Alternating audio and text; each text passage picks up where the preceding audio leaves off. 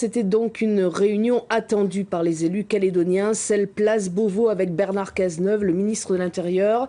La sécurité en Nouvelle-Calédonie a été discutée au plus haut niveau de l'État.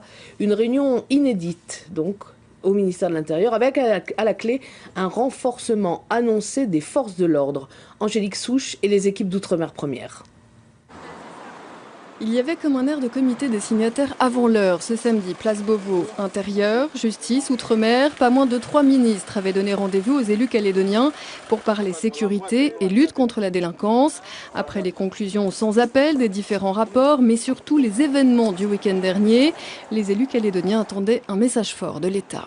Face à la gravité de la situation, l'État annonce notamment 53 policiers et gendarmes supplémentaires dès le mois de février, ainsi que des moyens matériels pour améliorer la capacité d'intervention des forces de l'ordre.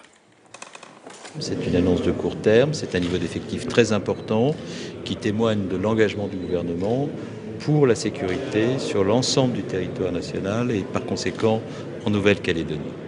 J'ai également décidé qu'une partie de ces effectifs serait affectée à la constitution d'une brigade de prévention de la délinquance juvénile.